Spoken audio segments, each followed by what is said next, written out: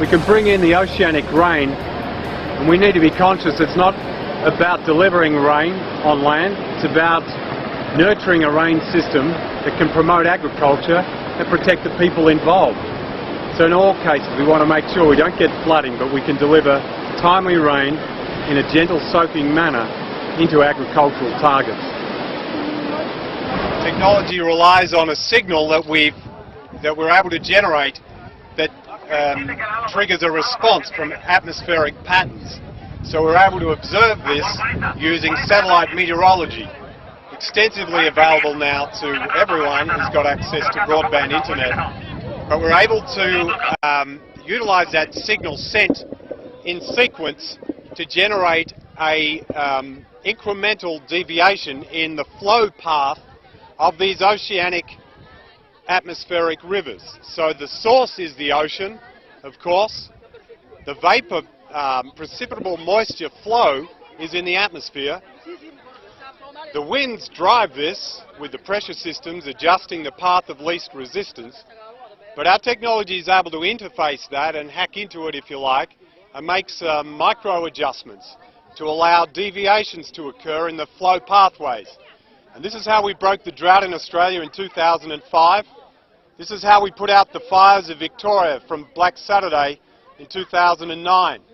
This is how we delivered rain in the desert in Saudi Arabia in 2007 and snow for the first time in history in 2004 in United Arab Emirates. There's been other projects above the radar and some under the radar, but today for the first time we're putting our hand up in front of the media to say this is available. We're going to run this project here to break the drought in the Horn of Africa. We're meeting with Cabinet, Federal Cabinet for Kenya and the Prime Minister and other parties and authorities in the region. We've met extensively with United Nations teams and agencies, and we're planning to do this in the most careful manner. Firstly, to bring some gentle rain in to give food for the crop, food for the cattle and the livestock, so milk can be produced, so that human survivability can go up. Once that survivability's gone up, then we can look at more substantial rains that can be suitable for crop.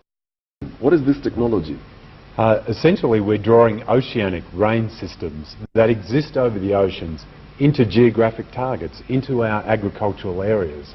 The technology uses electromagnetics, so we're not interfering with the atmosphere or with the environment. We're not damaging it. We're not using chemicals fired through rockets like other technologies use. We use a very gentle but powerful technology, launching electromagnetics into the atmosphere to modify the flow of the weather system over the ocean and drawing it into a target. So to try and keep it simple, we establish some kind of link with a weather system, and once we've seen through satellite meteorology that we have that link, we're able to draw that system in incrementally towards the target, such as in this case the Horn of Africa. Mahendra, you call this project the Global Rain Project. Why the Global Rain Project? Well, let me just step back. Ever since the beginning of civilization, mankind has diverted rivers on earth to wherever we wanted to practice agriculture. Now we look at the atmosphere. The oceanic, 90% of the rain, more than 90% of the rain falls on the ocean. True. It's only about less than 5% on earth. So the 90% that is above the oceans, these are fundamentally atmospheric rivers. And just the way we harvested rivers on earth, we should be harvesting now with new technology the rivers above the oceans and moving them to a target area. Now, why is it global? Global because climate is changing. We see the floods that are on, the droughts that are on. So weather is being modified by human activities and by natural phenomena. And today we have developed the technology, and I'm convinced that in 30 years we will be able to confront climate change with technology with which we can modify weather patterns. It's weather modification, because climate change has two elements. It gets hotter temperature and precipitation changes. So moisture patterns change. Now imagine when we get rain, temperature goes down. So when you think of climate change, which is hotter areas, and that's the challenge we have in sub-Saharan Africa, that it will get hotter. Many areas that produce crops will not be viable. So it is a global phenomena which requires global action, and that is why we are committed to put this in the humanitarian arena to begin with. And it should be governed and utilized at the global level by the global community. He's from Australia, you're from Kenya. How did the two of you meet? Well, we met in Qatar. I was director of the Qatar National Food Security Program. And in Qatar, as well as in the Gulf countries, the greatest need is of water. Water they have no water. So it has to be produced from desalination, which has a lot of other problems with it. And we just got together and said the greatest challenge that the earth is facing is water, coming into the 21st century. Because without water there is no food, and without water there is no ecology. So we came together, and I come from a background of working for almost 35 years with the World Bank, the UN, and Qatar on food security, water security. And we got together to see that, because I'm also an expert in climate change, and the only way we can confront climate change is not, we are talking about reducing emissions, but politically it's not going anywhere. And we need urgent action in the coming decade, because after that it's too late. And the only way to do that is to take control and see how we can modify weather to confront and counter the effects of climate change. So we got together and exchanged ideas, because I have the background in development and water, and David with his technology, the two was a good marriage. I'm an industrial designer and have all my life dreamed of the ability for technology to influence and work with the environment in a harmonious way. Not aggressively attacking, but working together with the environment. And so we started in the 90s developing a system that could influence some local weather, and we were testing and testing and testing. Finally I was getting phone calls from farmers saying, can you also turn the rain off, please? And of course we were able to adjust it down or up incrementally. So we were able to satisfy that request. So in the late 90s we registered the company, Aquiess, and we took on some private shareholders that are now involved, and we took the company forward over the years to the point that now we were confident in August this year to present to the United Nations that we have a solution for the drought and famine in Africa. I mean, I think this is perhaps, in my own words, the most, one of the greatest innovations I've ever heard. I mean, is there anyone else who's doing this?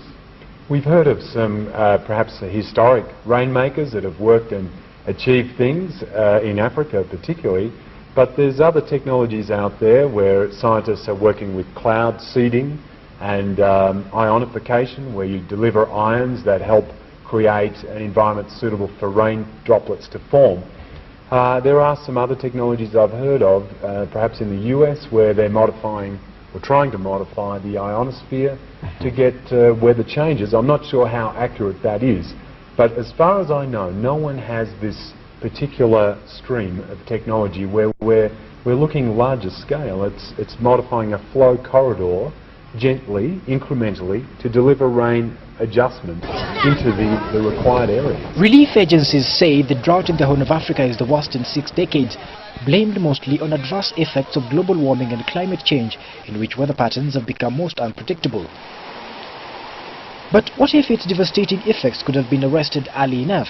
What if man can go against the forces of nature and bring rain when the skies refuse to open up? Well, two men claim they can do exactly that.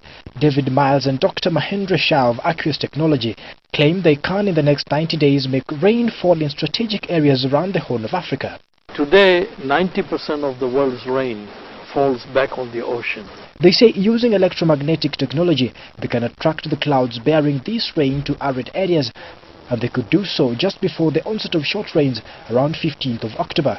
The company says it uses ground-based servers to launch a signal at the targeted clouds and alter their paths to get them to where they're needed. We'll bring those early rains that can get that growth, that can allow the cattle to feed and then produce milk, which will increase human survivability. At that point in time when human survivability goes up because the cattle are feeding then we can allow the heavier rains to come in. The whole project will cost about 900 million Kenya shillings for a period of about 2 years. But in a strongly worded statement, the weatherman says the technology is yet to be scientifically proven to be true, adding that the Kenya Meteorological Department was yet to buy into the idea of artificially induced rain, at least not using the techniques the Australian firm is fronting. In a paid-up advert, the department added that the project is also not known by the global weather agency, the Weather Meteorological Organization. From here, we are now going to travel to the World Meteorological Organization in Geneva and present to them also the technology. The technology is very incremental, and you will only be taking small amounts from the oceanic rain. African countries currently using weather modification technology to increase rainfall are Mali, Burkina Faso, Morocco and South Africa, while outside Africa it's widely practiced in China, Israel, Thailand and Russia. The Meteorological Department in the advert said that it had its own proposals for weather modification in Kenya, which it planned to roll out in phases. Some of the key activities in Phase 1 would be to carry out feasibility studies in the Kericho-Nandi Hills area on how to suppress hailstorms so as to protect tea plantations.